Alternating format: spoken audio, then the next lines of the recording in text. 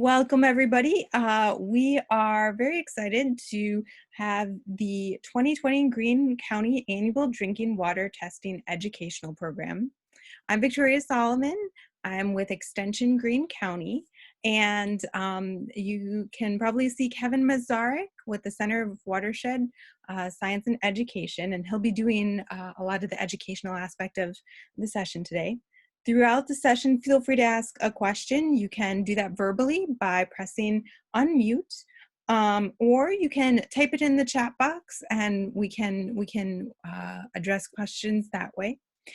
So just so you know, the meeting is being recorded, and we will be posting it online after this session is done being recorded. So it'll be easily accessible even after tonight. So with that, I'm happy to introduce Kevin Masarik. He's the Groundwater Education Specialist with UW Extension and the College of Natural Resources at UW-Stevens Point. And with that, I'm going to hand it over to Kevin.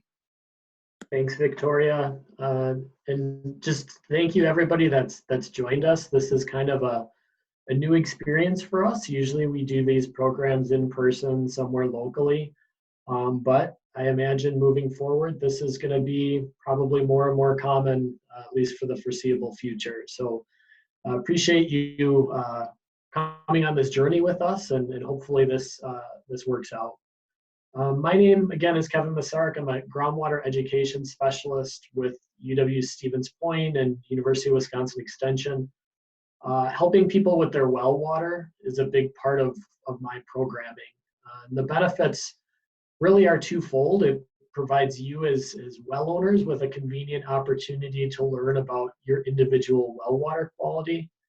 But by testing as a large group or as a large community, we're able to learn more about water quality in any given area. So for this testing program, it really focuses on the towns of Cadiz, Clarno, Jordan, and Monroe. And these are the four towns that occupy kind of southwestern Greene County. And you are one of basically 39 participants who submitted water samples for this latest round of testing. And obviously Greene County is indicated on the map of Wisconsin, and then the highlighted section in green are those four towns that submitted samples. Basically, what I want to cover in our time together today is a little bit about groundwater basics and helping you understand where your well water comes from. We'll talk a little bit about the role of well construction and being able to provide safe, sanitary water. Probably the main thing you're interested in is learning about your individual test results and what those numbers mean. And if there were problems indicated, you might have questions about what you can do to improve water quality. And that's a big part of what our goal is here today, is to provide you with answers to those questions. The other thing we'll do is just talk generally about groundwater quality in Greene County, so you have some idea of how your results might compare to what's typical for your area. When we talk about groundwater, or when we talk about your well water, it's just important that people realize that their well water, their groundwater is not an underground lake. It's not an underground river. Your well water is not coming from Canada or Lake Superior. Our groundwater, your well water, is just rain or snow melt, some of which infiltrates down into the ground and reaches a point where all the empty spaces in the soil, or all the cracks in the rock are filled with water. And that's what we see in this diagram. Is we see this blue line, which represents the top of our groundwater, and everything below that blue line, which is basically the water table. Everything below the water table, all those cracks in the rock, or all those spaces in between soil particles, are filled with water, and that's our groundwater. It's just the water that occupies the empty space in the soil and the rock below our feet. And we use wells to intercept or pull water out of that resource, out of the ground.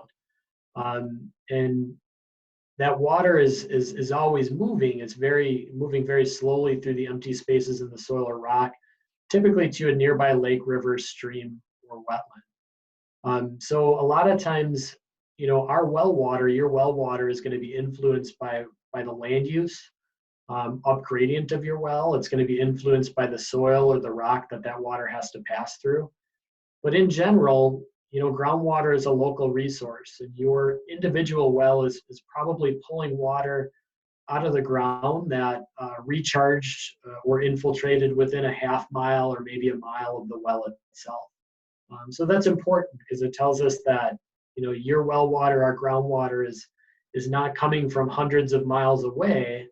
Oftentimes, it's what's happening maybe on your property or a neighboring property that's influencing your particular water quality. Again, along with the soils or the rocks that water is passing through. When we talk about aquifers, that's just the fancy name we give to those groundwater storage units. So some rocks like dolomite or carbonate rock, the water is contained within large cracks or fractures in that rock. If we're talking about sandstone or maybe sand and gravel aquifers, it's water moving through the tiny spaces in between those sand or sandstone particles. The type of rocks that our water is stored in are really important for determining things like how quickly water can move, but also how quickly contaminants can move. So groundwater scientists talk a lot about geology because, again, it's really critical for understanding how much water is accessible and how easily that water is going to become contaminated. So if we look at Wisconsin, we have this layered cake geology. Mainly that blue layer that we see here, that's going to be the primary aquifer for people in Greene County. It's going to be layers of carbonate rock that we call dolomite, or it might be layers of sandstone rock that the water, your groundwater, is stored in. In Greene County specifically, if we want to look at the 4 towns that participated, we see that the map on the right is a map of Greene County bedrock type. That bedrock type, that would be the first bedrock that we would encounter below the soil layer. So in some places, that's going to be dolomite rock, which is indicated by the cracked or the fractured diagram in the upper left. In some places in the lighter orange or yellow color, it's going to be sandstone rock. And that sandstone is going to be typically in those areas where you find rivers and streams, because it's going to be layers below that upper carbonate rock aquifer.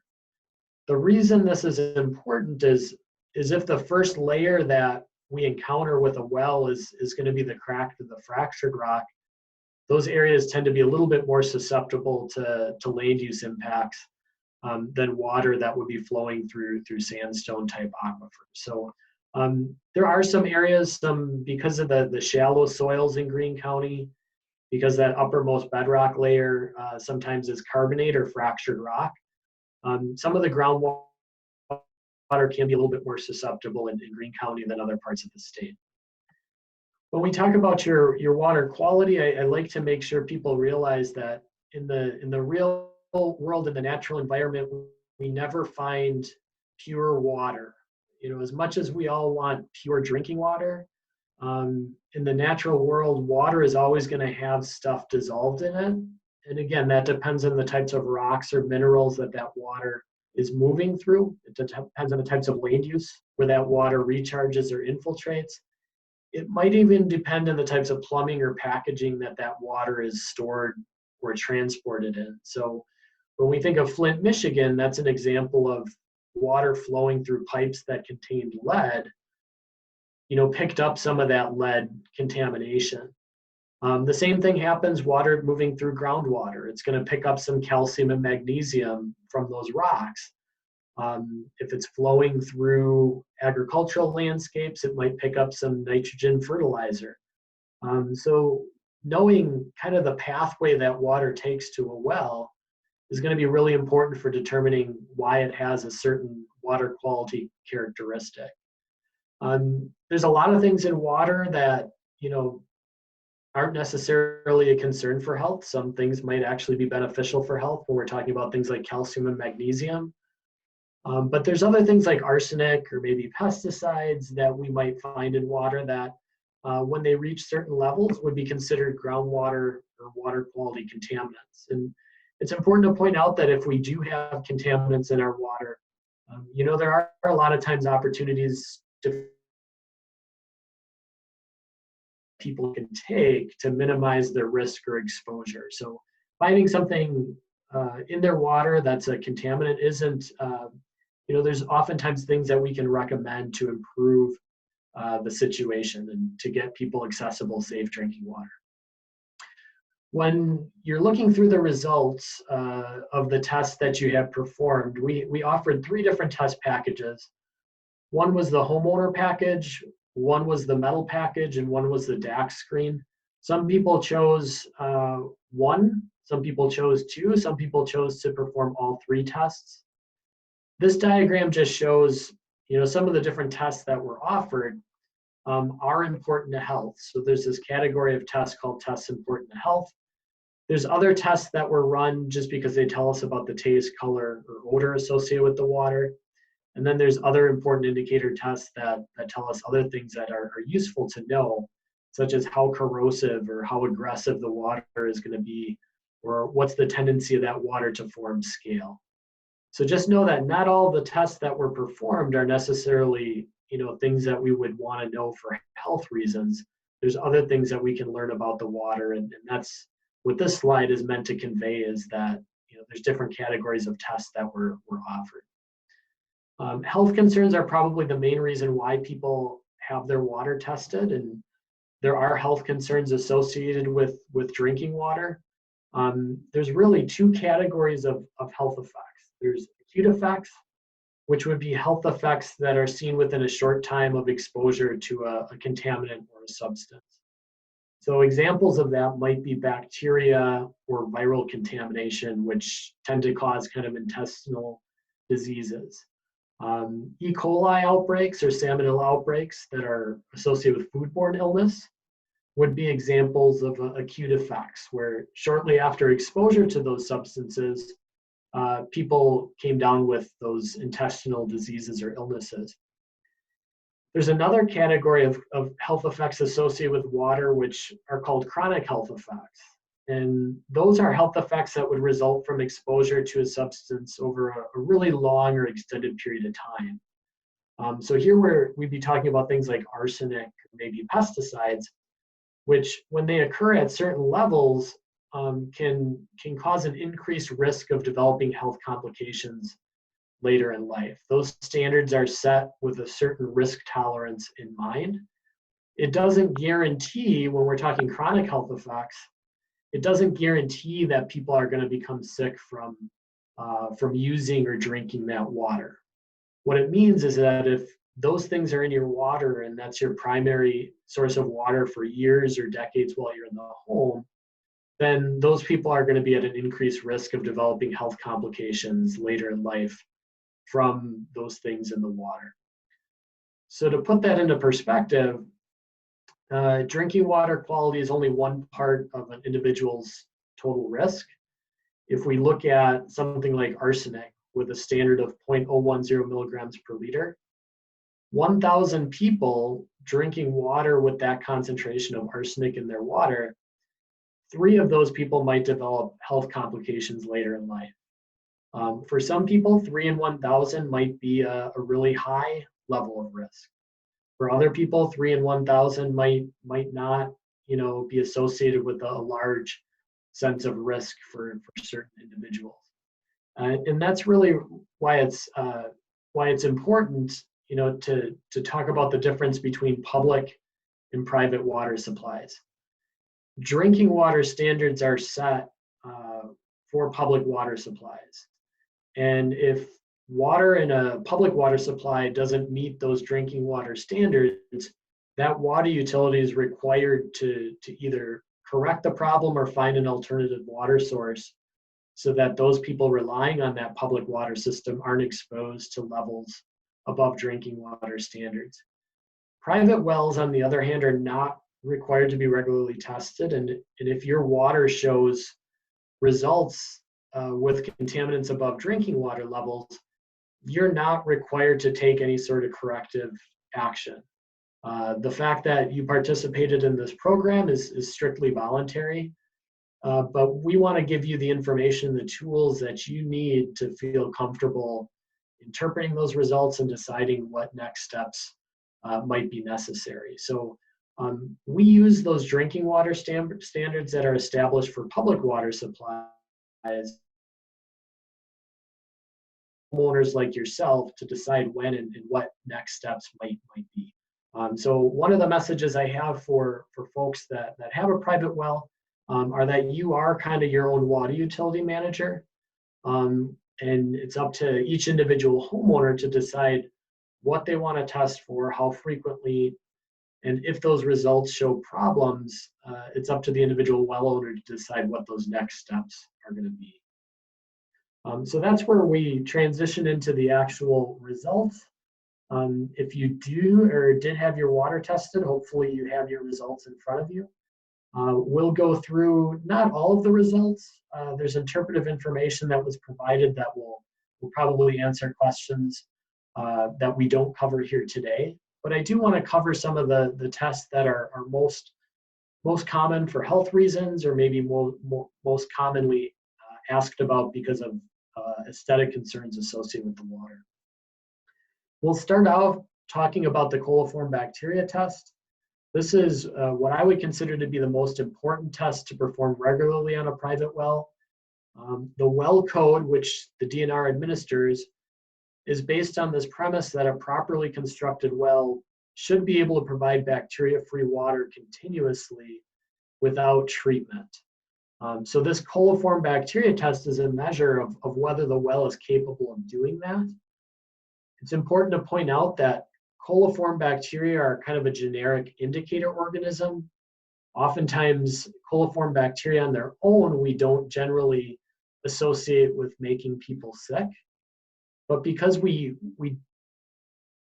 don't generally find bacteria in wells or in groundwater, the concern is that if coliform bacteria have a pathway into that well, other harmful organisms also have a pathway. Harmful organisms or pathogens that might cause gastrointestinal disease or even more severe complications like cholera or hepatitis would be other things that we would be worried about having a pathway into that. So if we ever do detect bacteria, there are some additional steps that we would want people to take to avoid possibly being exposed to harmful pathogens. The thing that we point out is that anytime a well tests positive for coliform bacteria, we also check if that sample contains E. coli. E. coli would be confirmation that the source of that bacteria was some sort of human or animal waste source. And if we ever get an E. coli positive, that's a much more serious situation because it's confirmation that human or animal waste has a pathway into that well. And it's much more likely for that well to contain things like Cryptosporidia, Giardia, norovirus, salmonella, other harmful pathogens that do make people sick. So coliform bacteria on its own is a concern. But anytime we detect E. coli, we definitely do not want people drinking that water until the source of that bacteria is found. When it comes to coliform positives, oftentimes it can be a well construction issue. Sometimes it might be a sampling error. So the first step is usually to collect a second sample to confirm that the original sample was actually a positive bacteria that was related to the well or the groundwater and not sampling error. But oftentimes what we find is that coliform bacteria positive samples might be related to the well construction itself. So here's a series of diagrams, and all of these pictures show wells that tested positive with the exception of one of the wells. And in the one good well, the one well that tested bacteria absent is this well over here in the far left. That's what we would consider to be a fairly good looking well. One, because it has what we consider to be a vermin-proof cap. It's a cap with a rubber gasket that creates a good seal. that prevents things like small insects or animals from getting into that well. The well cap is about 12 to 14 inches above grade, which prevents, when it rains, it prevents dirt and debris from splashing onto that cap or onto that well. The other thing that's good about that picture on the left is that the well is relatively free and clear from obstruction. Anytime we provide concealment, if we were to cover that well with a plastic rock, or we planted trees or shrubs around that well, those things conceal the well, but they also provide concealment or cover for small animals or insects to occupy that area around the well. So those are things that we don't necessarily want to encourage. The other diagrams show defects that would explain why a well tested positive for bacteria. So the top one shows a well that the well cap wasn't on securely. So this person was able to grab the top of the well and pull it off without any difficulty. And if you look at some of those pictures, what you'd see is there's some earwigs crawling around inside that well. So earwigs are going to carry soil in with them. If those earwigs fall down into the bottom of the well, they're going to carry bacteria into that water supply. So this was an easy explanation for why that well was positive. If we go to the diagram to the right, we see another well where the well cap was cracked. And this was the fall of the year, so we can see all the leaves around the casing. Chances are pretty high that some of those leaves actually fell into the well and probably carried bacteria in with it. And anytime it rains or anytime the snow would fall, some of that water would find its way into that well and likely contaminate with bacteria. Some of the other diagrams are a little bit less obvious. This one, we have a dog that's basically penned up within a very close proximity to the well. That's not ideal, especially if that dog is using that area as a restroom. Here we have a picture of some white, which is basically bird poop, right next to the well. There was a bird feeder right above the well, and that was probably the reason that particular well tested positive for E. coli. Here we see a diagram with a yard hydrant, and one thing about this particular style of yard hydrant is that it doesn't oftentimes have backflow prevention. So backflow prevention would mean that if you use this well, you had water going into the hose, the backflow preventer would prevent water from the hose from being back siphoned into the well. In this particular instance, there was no backflow prevention. So the water went into the hose, and when you shut the yard hydrant off, water from that hose was basically siphoned back down into that well. And hoses are kind of breeding grounds for bacteria, so this was an easy explanation for why this particular well kept testing positive for bacteria. The diagram in the lower left shows an old abandoned, actually it's not abandoned, it's an old dug well that was no longer being used, but because it wasn't properly filled and sealed, anytime it rains or the snow melts, all that water was basically finding its way into that hole and getting directly injected into the aquifer, which could be problematic if your new well is within close proximity to that old dug well. So these are just some other diagrams illustrating the problem with dug wells or old wells that are no longer being used, and that old unused well might represent a source of existing contamination into the aquifer where your new well is supposed to be pulling its water from. And then these other diagrams, again, illustrate the yard hydrant example, but that backflow prevention is also an issue for any outbuildings that you might have hooked up to the well, or even livestock waters if you have livestock on your property. Any sort of cross connection to the well could represent a source of contamination to, let's say, a positive bacteria water sample. I get the question a lot, do deeper wells mean better water quality? And I think this diagram is really great visual for understanding not only well depth, but also casing depth for determining water quality. So this diagram might actually be pretty typical for parts of Greene County, where we have relatively thin soils indicated here, overlying kind of a cracked or a fractured type of bedrock. In some cases, maybe we have sinkholes. And anytime it rains, that water can find its way into, let's say, a sinkhole and into the aquifer without a lot of filtration by the overlying soil. And in this diagram, the casing is indicated by those black lines, which means that this whole section of the well is open to the aquifer. And we see that the sinkhole, some of that water from the sinkhole basically has a direct conduit or direct pathway into that well. If we were to deepen that casing, so extend that casing further into the water table, we're sealing off that upper part of the aquifer that might be most influenced by that sinkhole. That means that we're going to have to pull, that well is going to have to pull that water from much deeper, and it's going to be much less influence. It's going to be much harder for contaminants from the surface to get down deep into the aquifer where that well is now pulling its water from. So the reason I go through this illustration is I hear a lot of times people say that, you know, I don't have anything to worry about because I have a really deep well. And while a well might be 300 feet deep, really it's the casing that determines where within the aquifer you're pulling your water from. So in this diagram, the well depth is the same in both of these scenarios.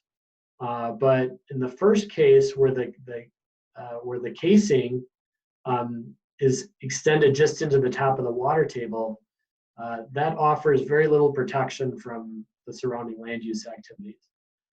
It's really that casing depth that provides a lot more protection from those land use activities finding their way or influencing water quality to as large of a degree.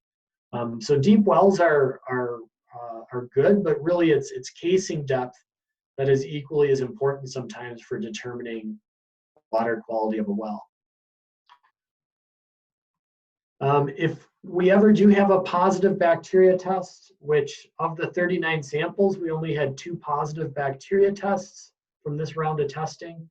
If you ever do get a positive bacteria test, first we'd recommend kind of using an alternative source of water for drinking and cooking out of an abundance of precaution, and then deciding to do a retest to figure out and confirm if it's really a problem with the well or it was a temporary occurrence or something to do with how the sample was collected. If that second test comes back positive, then the next step would be to try and identify any of those sanitary defects we talked about, have them corrected, have the well disinfected, and then retest to ensure that the well is now producing bacteria-free water.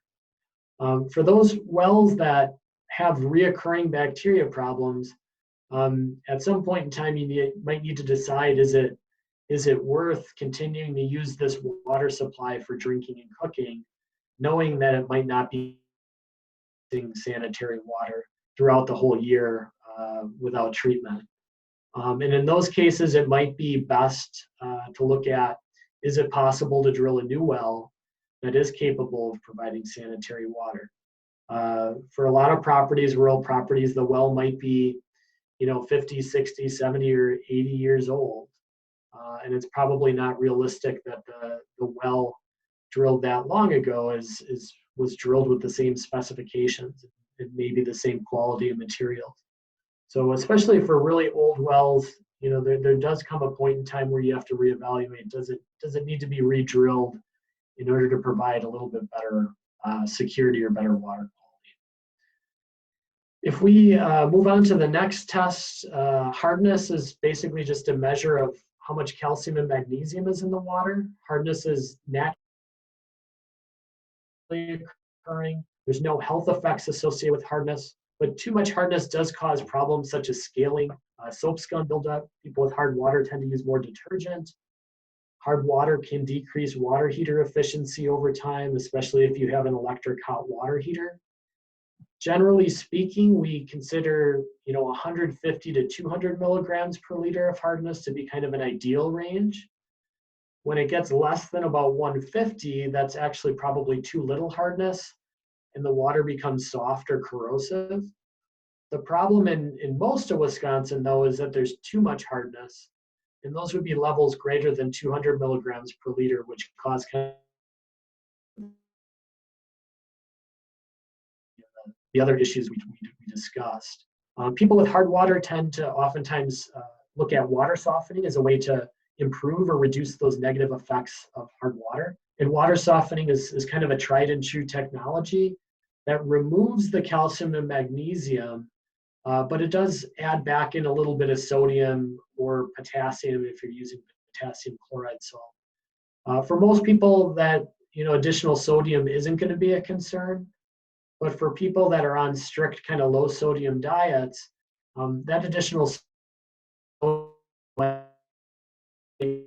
might be a potential health concern. So for that reason, a lot of people will bypass their primary drinking water faucet from that softening process. That's one reason why people might do that. The other reason is that a lot of times people just prefer the taste of calcium and magnesium in the water. But it would be very common for a lot of homes to have the water softener bypass their primary drinking water faucet. If we're looking at alkalinity, conductivity, and pH, which were other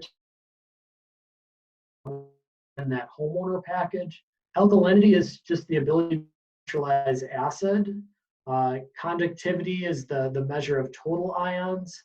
And then pH is basically a measure of water acidity. We use these three tests to basically calculate what we call the saturation index. And that saturation index tells us what is the likelihood that that water is going to corrode the plumbing, or what is the tendency of that water to form scale. So that saturation index, the ideal range is anywhere between about 0 and 1. When it's negative, then we're worried about that water potentially being corrosive. And the water that is positive, the more positive that value, the greater the scaling potential of that water supply. So that's how we would recommend interpreting the numbers for the saturation index. The next two tests we'll talk about are nitrate and chloride. And both nitrate and chloride are really good indicators of land use impacts. We would expect both of those elements to be rather low in natural, kind of uninfluenced groundwater. So areas where they're elevated, it does tell us a little bit something about how the land use is interacting with groundwater and people's well water. Nitrate also has health considerations associated with it. The health effects are primarily geared towards infants less than 6 months of age, as well as women who may be pregnant or may be trying to become pregnant. Because oftentimes the most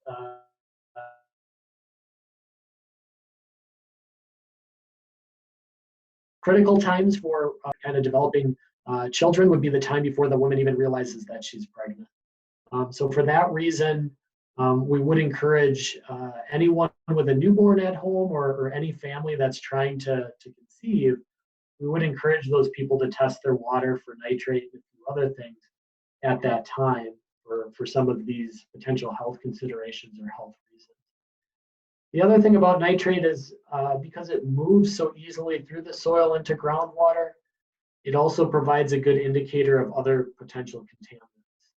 So we know that agricultural areas are a common source of nitrate. If agriculture is contributing nitrate to groundwater, that well might also have a greater ability to contain pesticides. If the source of that nitrate is somebody's septic system drain field, that well might be at greater risk for finding personal care products, pharmaceuticals, or viruses in that water supply. So again, nitrate is a great indicator of other potential contaminants that we might encourage people to test for when nitrate levels are elevated. When you interpret those nitrate numbers, we generally consider levels less than 2 to be kind of natural or background level. Anything above 2 is starting to provide some evidence of human impacts. And then anything greater than 10 is what we would consider to be unsuitable or unsafe for infants and women who are pregnant. and we would actually encourage everyone to avoid long-term consumption of nitrate above that level of 10. When we look at what we know about nitrate as it occurs through Wisconsin, we have the map on the left showing the statewide picture. The areas that are white are areas where we don't have sufficient data, but all the other areas where we have color show kind of the average nitrate concentration by town range. And the lighter colors are low levels of nitrate, and the darker the red, the higher the average concentration of nitrate in the water. What we see statewide is that if we were to test all the wells in the state of Wisconsin, we estimate that about 1 in 10 wells statewide exceed that nitrate standard.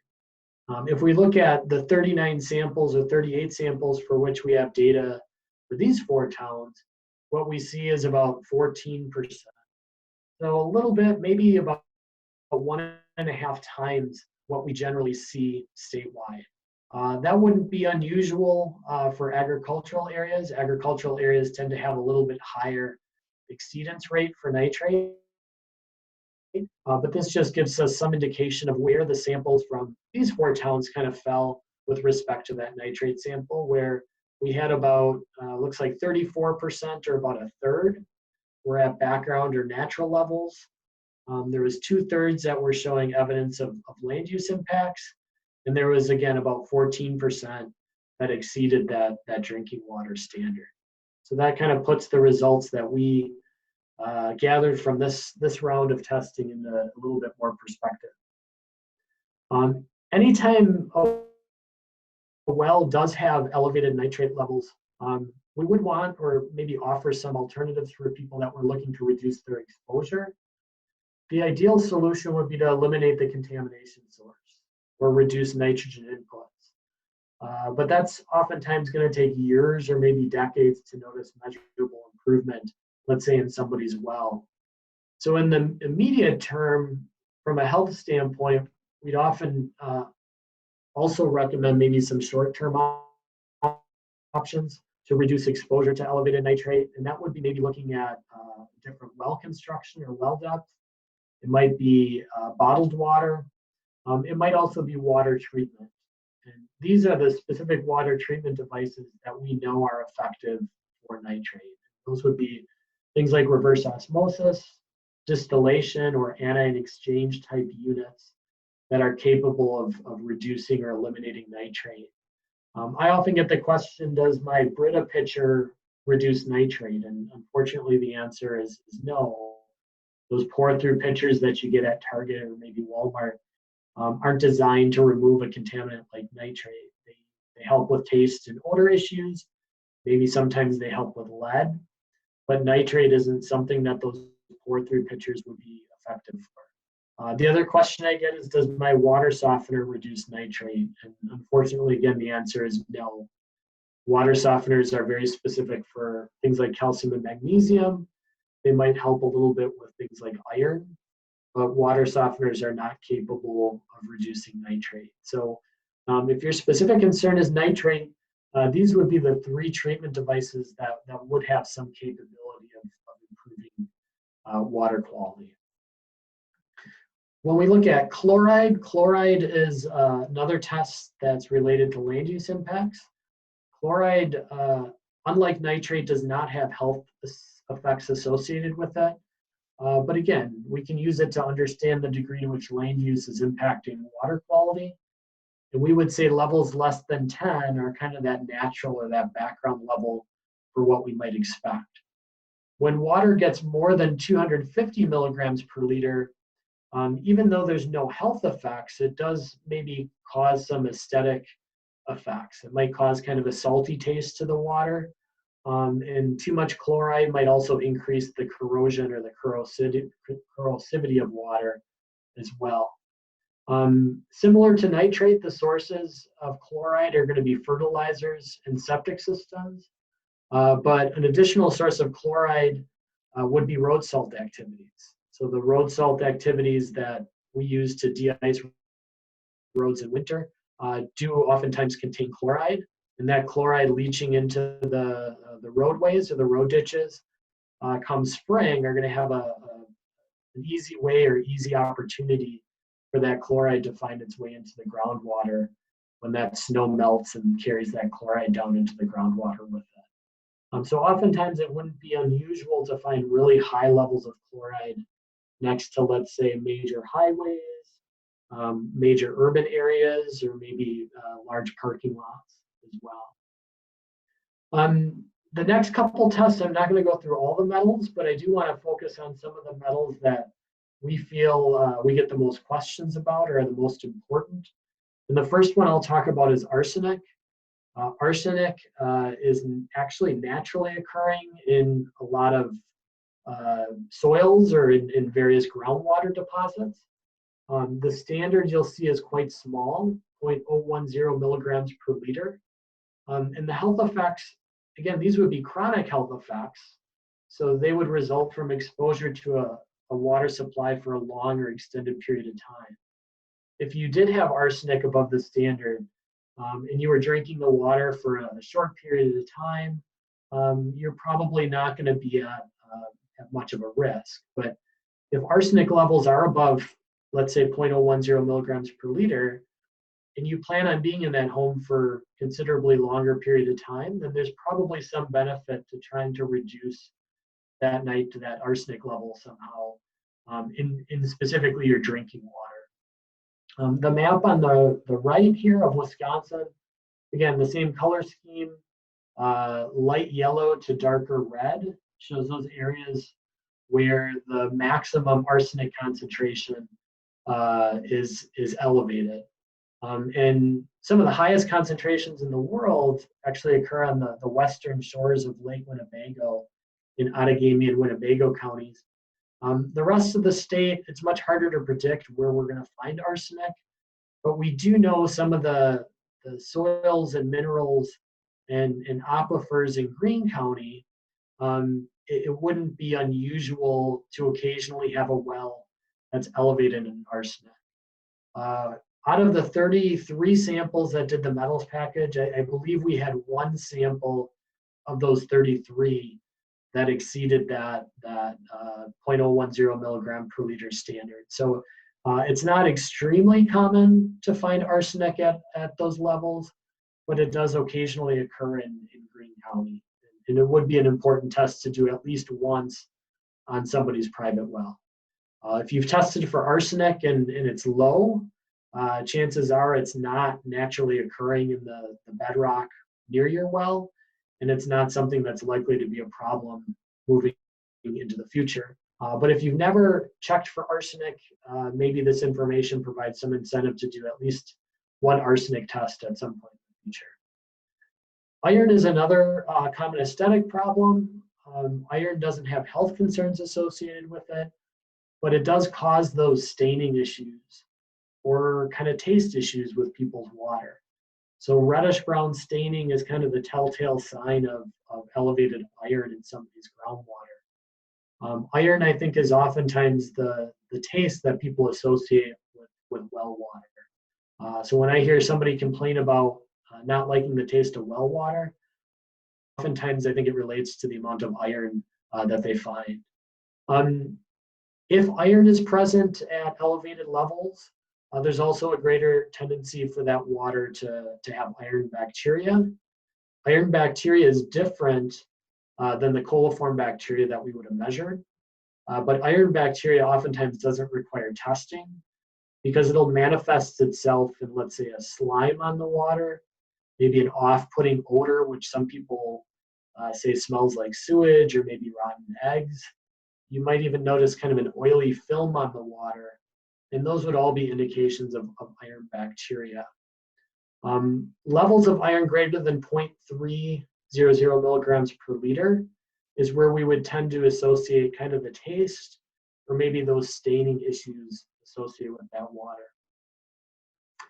Manganese is another metal that we tested for.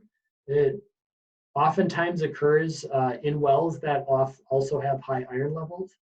Where iron causes reddish or brown staining, manganese would cause kind of a black or a brown precipitate to form in that water. And here we see in the bottom of the toilet tank, we see kind of black precipitates, and those black precipitates would be evidence of manganese. There's also a health advisory level associated with manganese. So when water exceeds 0.300 milligrams per liter, there'd be some concern long-term that water could cause harm to the nervous system. So manganese aesthetic issues are going to be likely when that water exceeds 0.05 milligrams per liter. But again, there is a health advisory level for manganese when level exceeds 0.3 milligrams per liter. Copper is another test that's important to health. Copper is not something that we find in the groundwater naturally. Oftentimes, the source of elevated copper is going to be the plumbing system. So if you have copper plumbing, corrosive water coming in contact with that plumbing can sometimes dissolve unsafe levels of copper. Similar to copper is lead. Lead is not naturally occurring in groundwater. Where we would find elevated levels of lead are in plumbing systems that maybe use water to join together copper plumbing, or any brass fixtures. A certain component of brass is going to oftentimes be lead. And if we notice the standard for lead, 0.015 milligrams per liter, is very small. So the more we can reduce our exposure to lead, the better off we'll be. And I'd say that particularly goes true for young children or infants. The more we can reduce their exposure to lead, the healthier, the better they will be. So the lead and the copper, lead in particular, even though there are some serious health considerations associated with it, fortunately, the solution is oftentimes rather simple. If you did test for the metals package, you may recall that we had you collect that sample first thing in the morning after that water sat in the plumbing system for a longer extended period of time. So your results would likely indicate kind of the worst case scenario for lead and copper.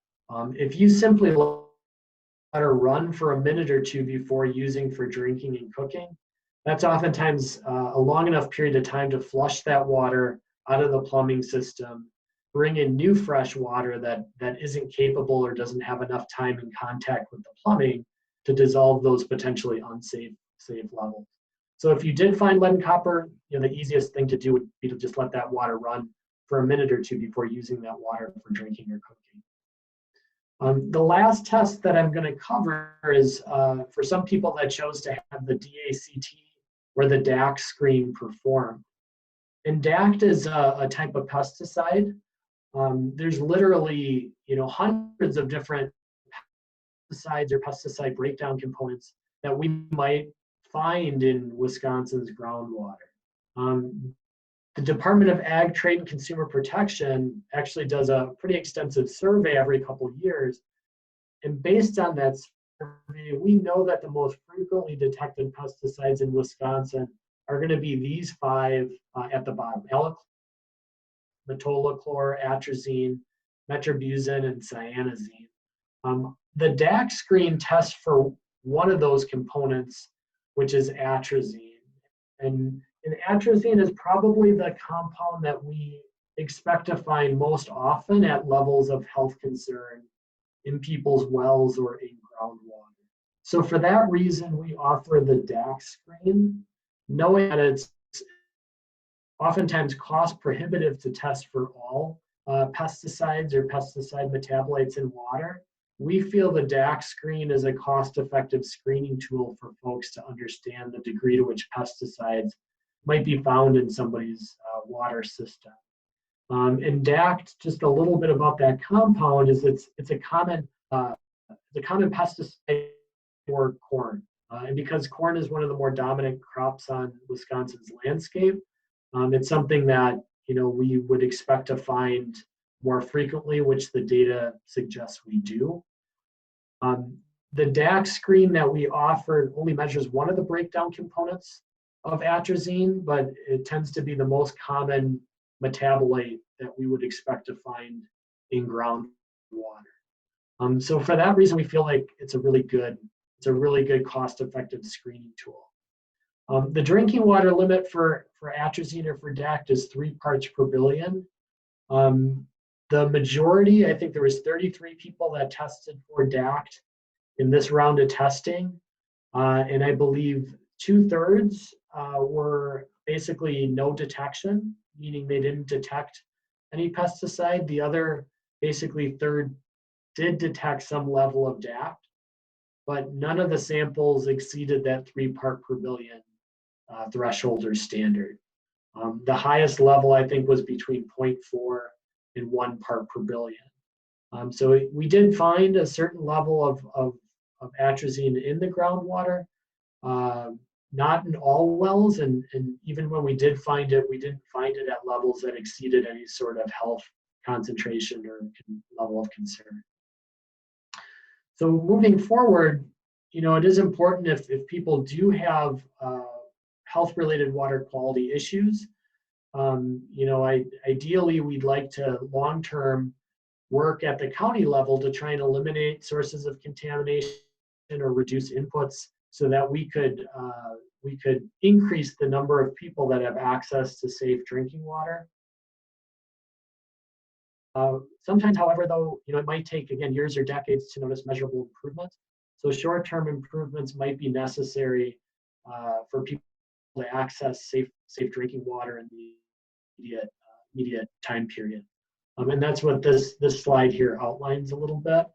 The one thing I'd like to point out, though, water treatment is oftentimes the most convenient and cost-effective solution for folks to pursue. Water treatment is great, but it really is important. If you're going to rely on water treatment for a health-related issue, you do want to test that water post-treatment to ensure that that treatment device is operating as effectively as you'd want it to. And then where do we go from here? Just, in terms of closing, before we maybe open it up to a couple of questions if people have them. Next steps from here, we would recommend people test more frequently for certain things. One of those things would be bacteria. Bacteria is something that we generally recommend people test for annually if possible.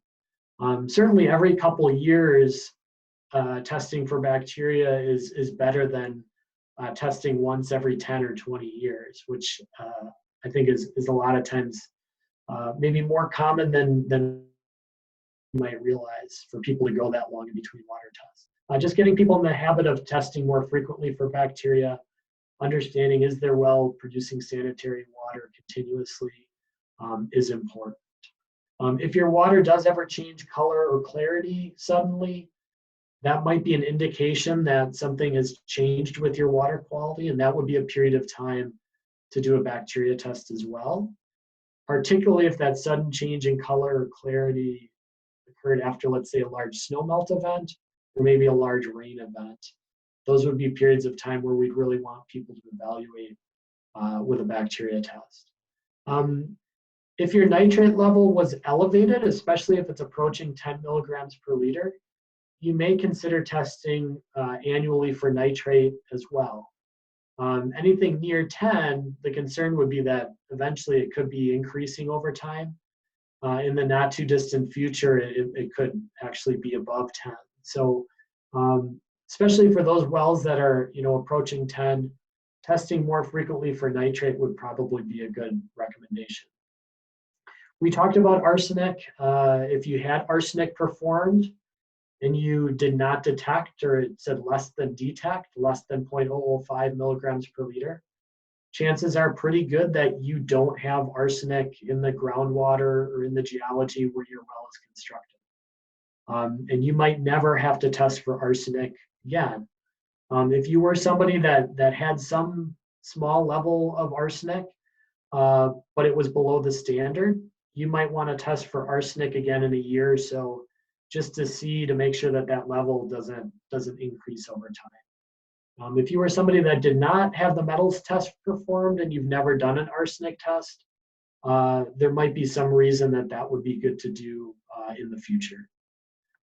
So with that, that concludes the formal part of the presentation.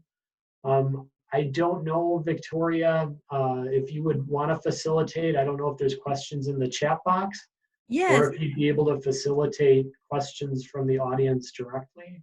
yeah. We'd have an opportunity to do that.